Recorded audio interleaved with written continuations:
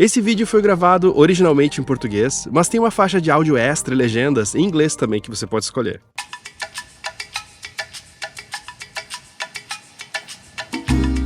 Hoje é dia de andar pelo Pelourinho, conhecer os lugares. Eu quero ir num museu muito bacana que você vai gostar pra caramba, eu acho também. Mas antes tem uns lugarzinhos pra conhecer no caminho.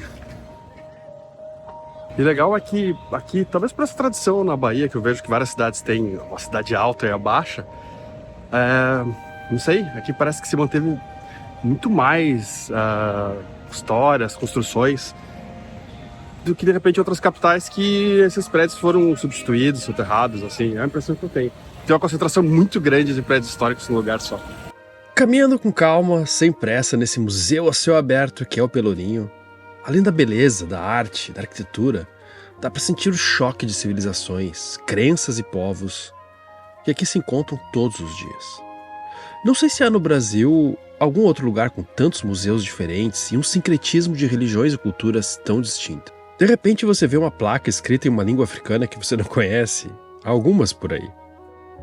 Nessas ruas estreitas, fluiu muita história durante séculos. Aqui atrás é o Largo do Pelourinho, que, poxa, era um lugar de execução de castigos, né,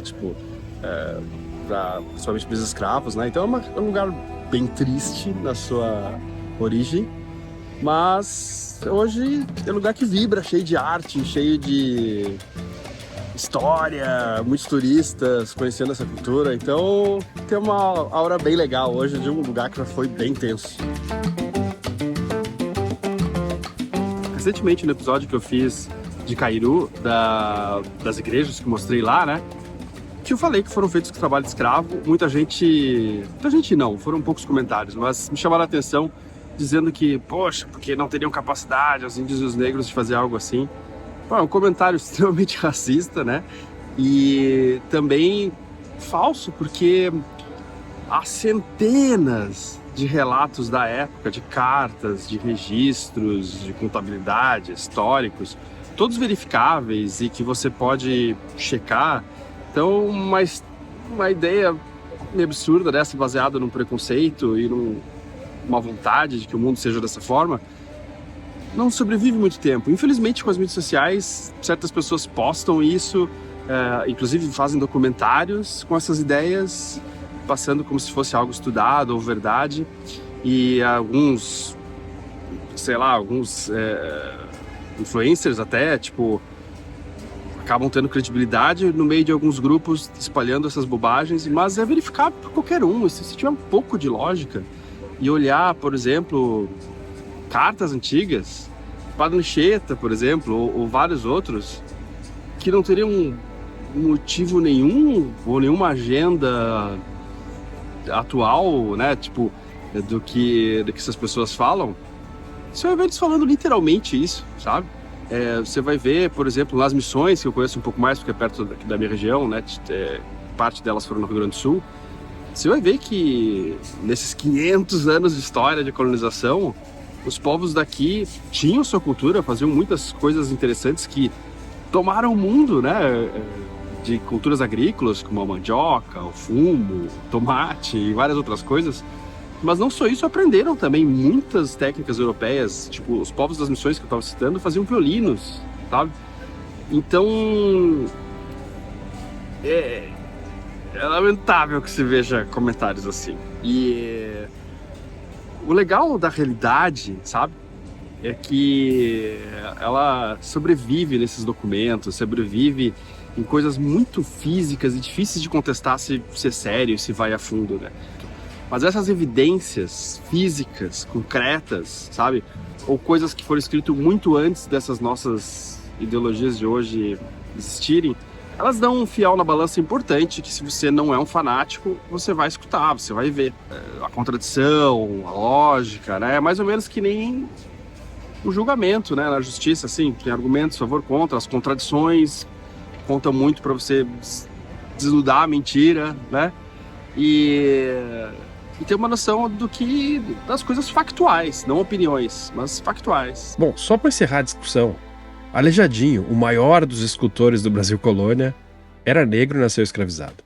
Bem aqui no coração do Pelourinho há um museu dedicado a Jorge Amado, um dos maiores escritores do Brasil. Se você é brasileiro, é bem difícil que você não tenha sido exposto a uma obra dele, seja um livro ou uma novela baseada em uma das suas muitas obras. A mais famosa talvez seja Gabriela, Cravo e Canela. Tem tudo a ver o museu estar aqui porque a literatura de Jorge Amado é talvez uma das expressões mais vívidas e afetivas do sincretismo cultural aqui na Bahia. É uma literatura humana que fala da dor, mas também do desejo, de defeitos em meio ao valor, da injustiça em meio à riqueza, de coisas muito reais, mas com um toque meio surreal às vezes. Você sabe, às vezes há verdades profundas na mais fantasiosa das fantasias. Dona Flor e seus 2 maridos tem uma frase que mostra um pouco desse tempero. Custava-lhe esforço aquela decência tranquila, aquela face calma, nervosa. No cansaço da noite mal dormida, da luta inglória contra o desejo em brasa do seu ventre. Por fora, água parada. Por dentro, uma fogueira acesa. Jorge Amado é alguém que conseguiu viver da forma que acreditava. Conseguiu fazer não só um trabalho, mas uma obra. Aquilo que deixa um propósito enorme. Essa, na real, é a minha medida de sucesso. Claro, precisa de dinheiro para isso, precisa de tempo, tranquilidade. Mas isso são só recursos para chegar lá. O sonho mesmo é outro.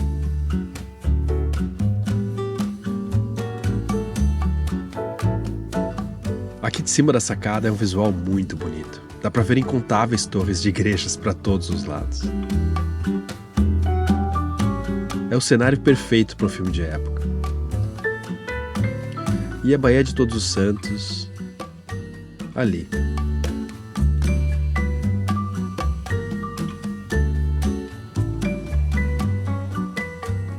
Mas subindo mais um lance de escadas, ainda há um último andar do museu, com uma vista mais linda ainda.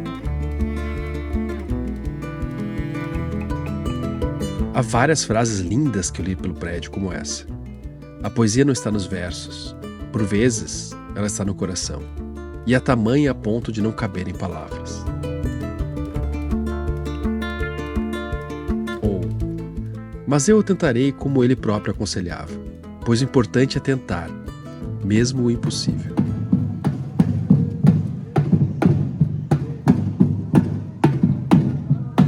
Cara, eu nunca vi uma cidade com tantas igrejas. Nunca. Não vai dar pra gravar todas, pelo menos não em detalhe.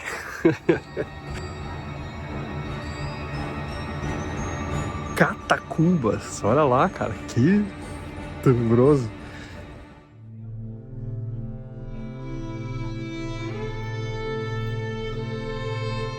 Eu não sou o mais religioso dos youtubers que você conhece, mas amo as igrejas e tenho respeito imenso por elas, uma admiração. Pela arte também, claro, mas porque tem muito de uma comunidade investida ali. Não é só ouro que forra a maioria delas aqui em Salvador. Elas são algo que corta o tempo como uma faca, atravessando gerações, algumas praticamente quando o Brasil que conhecemos surgiu. Elas carregam súplicas, comemorações, dor, política, poder, arte, riqueza, nobreza, desejo em algum momento escondido, assim como a vida e a obra de Jorge Amado também. Elas foram feitas para te levar a um estado meditativo, de contemplar a sua pequenez em relação ao mundo. O que é algo bom de vez em quando, desde que você consiga notar razoavelmente quando está sendo enganado.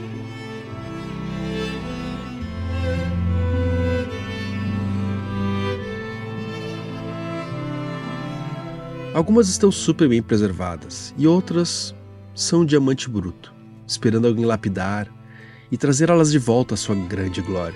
O teto delas parece levar ao infinito. Infelizmente, um deles caiu há poucas semanas. Talvez na mais linda das igrejas da cidade, que infelizmente eu não pude visitar nesse dia.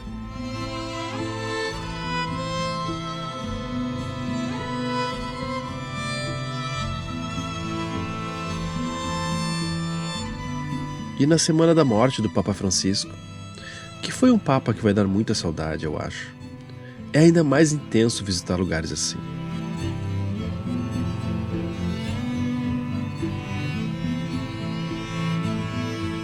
Conforme se anda em corredores assim, algo diferente geralmente toca em você. Não tem a ver só com a religiosidade, que você pode ter ou não, mas tem a ver também com você estar em um estado de espírito que te faça olhar para dentro de si, da sua vida. No dia a dia, da maioria das pessoas, é muito difícil ter essa intimidade consigo mesmo, porque são tantos estímulos do trabalho, de amigos, das redes sociais, da publicidade, até da família, que você dificilmente consegue falar consigo mesmo. As igrejas têm uns 2000 anos de tradição e experimento em como fazer isso na mente humana. Se você incluir aí as outras tradições religiosas, dá para colocar outro milênio aí. Claro que nem sempre, em todos os lugares esse efeito foi usado com boa fé. Você sabe disso, ou pelo menos deveria saber. De volta para a rua, fica mais ainda aquela sensação de que Salvador é uma mistura intensa não só de culturas, mas de estados de espírito também. Não que outras cidades que eu já morei não sejam, mas aqui parece mais evidente, mais contrastante. A cultura africana é representada aqui com força e profundidade, e o Pelourinho tem uma série de outros museus que você nem imagina encontrar, como o Museu Gemológico da Bahia.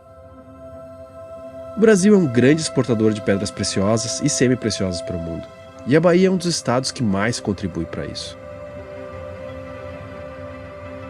Esmeraldas, em especial, é algo que tem tido uma grande produção no país. Foi legal ter a chance de observar essas pedras ali de perto, em detalhe. Tem algumas lentes para você fazer isso. Parece que tem um mundo dentro delas. Eu tenho uma queda por geologia. Não sei nada, mas eu acho incrível de repente descobrir segredos de coisas que estão enterradas lá há milhões de anos, às vezes. Ter liberdade é muito importante para quase todo mundo que assiste esse canal, e eu acho que boa parte é por isso que a maioria sonha em uma vida em veleiro. Mas liberdade sem segurança é algo estranho. Não dá pra curtir essa liberdade enquanto você tá preocupado. Quanto à segurança física no meu barco, eu não tive muitos problemas nesses 8 anos que eu moro a bordo. Mas a segurança digital nos últimos anos é diferente. Pessoas muito próximas na minha família tiveram problemas com golpes, perderam dinheiro. E sem falar na sensação horrível que fica. Ter uma VPN é algo que te protege de uma série de problemas, como alguém monitorar a sua comunicação e ter acesso às suas senhas, aos seus dados e com isso ter acesso inclusive ao seu banco. Só em 2022 o Brasil teve 9,1 milhões de ocorrências de crime virtual somente no primeiro trimestre. Parece exagero, mas é isso mesmo. O país é o 5º no ranking mundial desse tipo de fraude. Então, você pode estar seguro fisicamente, com o barco e a casa trancada, mas o maior perigo não é esse. Quando você usa a NordVPN, que é a VPN que eu uso aqui, você se conecta na internet através de um túnel criptografado com tecnologia militar, através de outros servidores que podem até em outro país. É inclusive uma forma de acessar sites que não estão disponíveis em determinado lugar. Algo super útil para quem veleja pelo mundo e quer evitar sites bloqueados. E a NordVPN fez uma oferta exclusiva para quem segue o Hashtag Sal. Fazendo o plano de 2 anos, você ganha 4 meses extras com esse link que aparece aí na tela, que também está na descrição. E o mais legal é que, se você não gostar por algum motivo, sem problemas, tem uma garantia de reembolso de 30 dias. A internet é um lugar que fica bem mais livre e seguro com uma VPN, sem bloqueios, sem limites geográficos e sem medo de ter os seus dados roubados. Use o link que tá aí e experimente, eu acho que vale bastante a pena. Logo depois, encontrei o Museu da Gastronomia Baiana.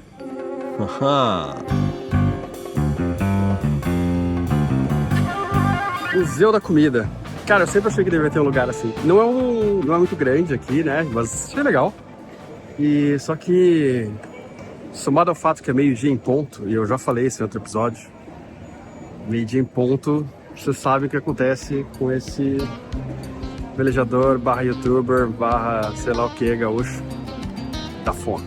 Então vou procurar urgentemente um restaurante com alguma comida que seja daqui, que tem alguma coisa bem da região, assim, que não tenha peixe, que já elimina bastante das comidas. Mas tem um monte de coisa, certeza que gostosa. Já comi várias coisas aqui, mas deixa eu ver se eu acho algo que preencha a barriga e a alma também, vamos ver.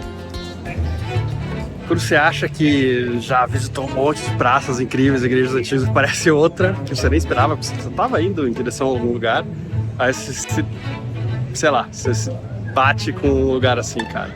E aqui é cheio de barzinhos, uma vida cultural, intensa e boêmia também, pelo jeito. Maravilha. Acho que essa igreja aí não dá pra entrar, pelo jeito, agora, no momento. Mas bem legal. Fome, eu tô com fome. Não vou conseguir parar pra ver muito aqui que eu tô com fome. 12:02, um absurdo. Fome, calor, sol batendo na cachola. Mas eu queria achar um lugar bem autêntico, não queria comer em qualquer lugar. E eu acho que eu consegui. Que coisa mais brasileira que cerveja nesse copinho. Havia os sinais de que, embora a fome fosse grande, eu deveria ter alguma paciência. Não sei se a experiência fica mais legitimamente brasileira do que isso. Tá, eu podia ter escolhido uma moqueca, é verdade, mas... Nossa, comi, tomei uma cerveja e agora eu tô no outro estado de consciência. Solaço ainda, hein?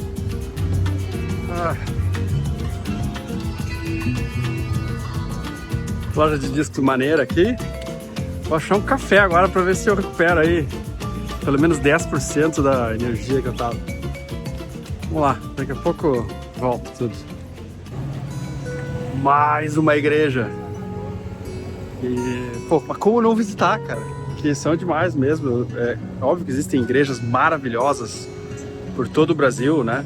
Mas aqui, como era a primeira capital, tem igrejas muito antigas, grandes e incríveis e tem que conhecer, né, cara? Tem que conhecer. Faz parte do nosso país, do Brasil, né? De como ele foi moldado e quanto mais você conhece coisas diferentes, a esse respeito, mais você tem um retrato mais fidedigno, assim, do que foi esse passado e quem a gente é hoje, né? Essa mistura de etnias, de ideias, de dois mundos, pelo menos, diferentes, né? O novo e o velho. Então, e aqui tá muito vivo isso, né? Do novo mundo, da Europa e da África, tudo misturado, né? Tudo de uma forma muito evidente e é legal, é muito bacana poder enxergar isso e ter essa síntese aqui. Eu sei que uma boa parte de vocês já deve estar pensando, lá vem ele com mais uma igreja nesse episódio. Ok, eu entendi. Mas essa é a mais linda que eu já visitei. Uma pena de São Francisco estar em reformas, eu sei que é demais também. Tudo isso que parece ouro é ouro de verdade. Uma época que a ostentação era a palavra de vez e o ouro no Brasil, em especial, era abundante com novas minas, especialmente em Minas Gerais. Os melhores recursos, os melhores artistas de toda uma geração faziam essas igrejas. Então, é uma janela muito importante para o passado. Eu gosto de sentar aqui e imaginar que eu estava em 1790 assistindo uma missa ou algo assim, imaginar que tipo de pessoas entravam aqui, quais eram os seus costumes.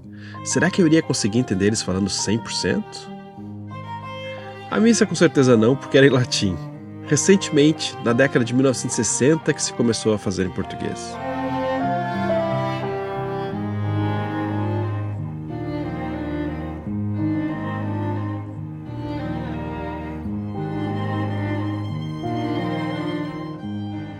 Nem tudo que é dourado é ouro, mas aqui é mesmo. E puxa, tanta riqueza, né? E não sei onde seria o mais certo de estar esse ouro. Eu não sei, eu divido essa dúvida com vocês. Se é numa igreja, sim. Se é no Tesouro Central de algum país, no cofre de um banco, no cofre de um bilionário. Não sei. Eu não sei. Eu divido essa dúvida com vocês. Por que será que só essa aqui tá com grade, né? Deve ter algo mais valioso aí, sei lá. Mas, cara, tem muita coisa valiosa. Caramba, tem uma relíquia de São José de Anchieta, cara. Cara importantíssimo para a história brasileira. O Barroco surgiu em um mundo dividido, entre a fé e a razão, o corpo e a alma, o céu e a terra, o pecado e a salvação. Era um tempo onde a certeza vacilava, e as verdades absolutas começavam a trincar. Conhece um tempo assim? É uma arte que te explica pouco. Ela quer te envolver, te conquistar pelos instintos, como uma música que entra no corpo antes de passar pela razão.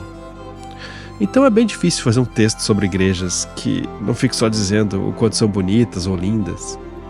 Vou repetir aquela frase do Jorge Amado que eu falei há pouco. A poesia não está nos versos. Por vezes ela está no coração, e é tamanha a ponto de não caber em palavra. Há verdades que só a arte consegue mostrar, falando coisas das quais não temos palavras para expressar. A vista devia ter menos prédios no passado, devia ser menos obstruída, mas ainda bem bonita.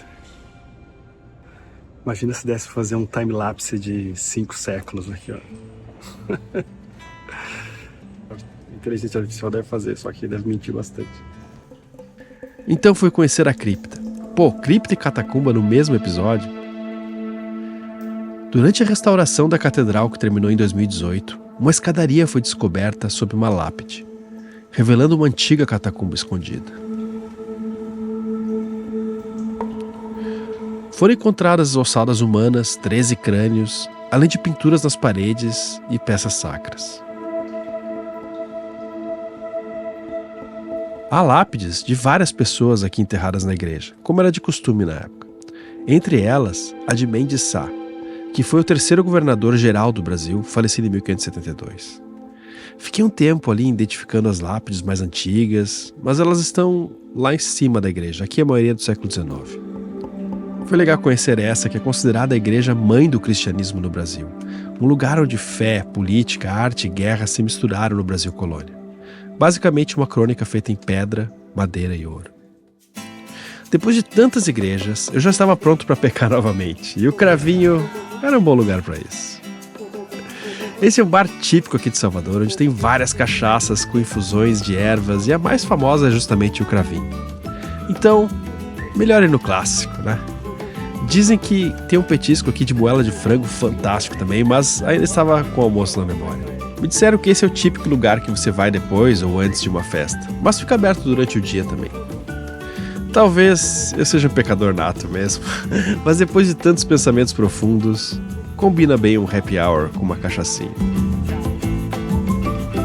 É um costume que já deve ter milhares de anos essa briga e convivência entre a vida boêmia e a santidade. Acho que pode ser bom seguir a tradição nesse caso. Os antigos sabiam o que estavam fazendo. Saindo nesse sol com os olhos ainda brilhando, fui conhecer o Museu Afro-Brasileiro da Universidade Federal da Bahia. Um lugar onde a fé vem da terra e não do céu. Uma fé não em ouro, mas talhada em madeira, forjada em ferro e no corpo que dança e resiste. Uma história que tentaram apagar durante muito tempo e que precisou se esconder em metáforas para se proteger, para sobreviver. E se você chegar aqui sem preconceitos, não achando que já sabe tudo, vai descobrir nesse e em outros museus da cidade a grandiosidade desses povos que vieram à força até aqui. Mesmo depois de tanta coisa queimada, quebrada, escondida, difamada e proibida, ainda é grande, é belo e digno. Nos leva ao contato com o mundo ancestral, rítmico, com os pés descalços tocando a terra. Esses 27 painéis representam os orixás do candomblé da Bahia e os seus símbolos. As duas culturas não estão vinculadas diretamente, mas há muita semelhança com o panteão grego ou escandinavo também. Só que esses últimos geralmente são tratados com muito mais respeito. Talvez porque os antigos deuses do Velho Mundo hoje são apenas lendas. Mas estes ainda cantam, dançam, tocam tambor e estão no coração de um número enorme de pessoas. Difícil imaginar a Bahia sem os seus orixás. Fazem parte da cultura, da história e da vida dos baianos.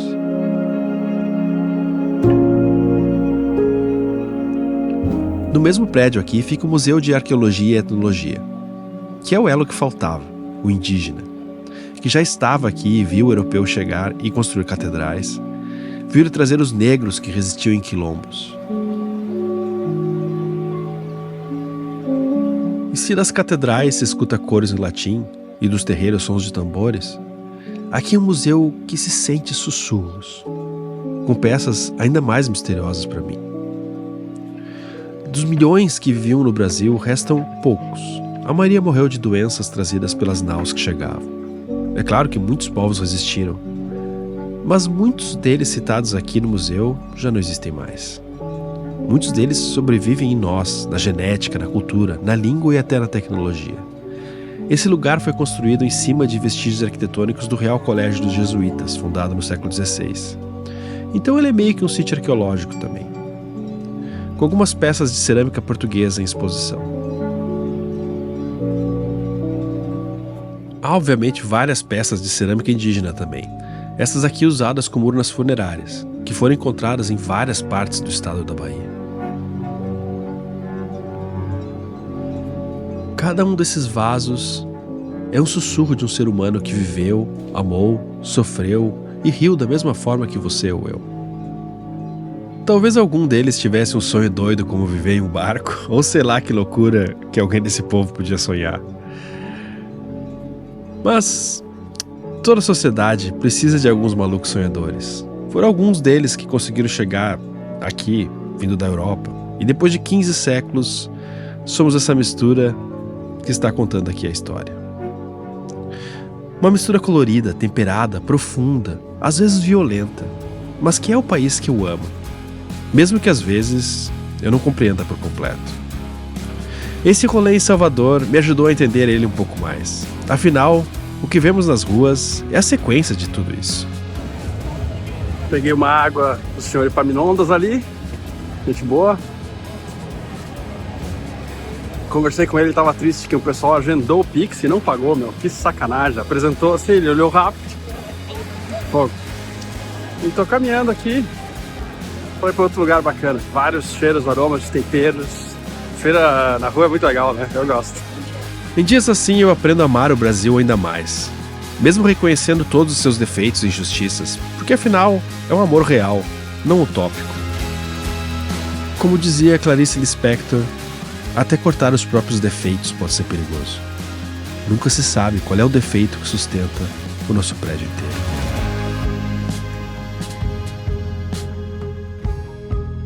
O Hashtag Sal e as pessoas que trabalham nele são mantidas pelo apoio de algumas pessoas que deixam qualquer quantia voluntariamente nos sites do Apoia-se e do Patreon, que são sites super seguros que a gente usa há mais de 10 anos. E se você quiser se tornar também um apoiador, o Hashtag Sal é algo importante para você quer fazer parte dessa comunidade, ter um contato mais próximo comigo e com vários outros velejadores, escaneie com o celular esse QR Code que aparece aqui na tela ou clique em um dos links na descrição. Eu te agradeço muito. Até o próximo domingo ou até daqui a pouco em um dos nossos grupos de WhatsApp.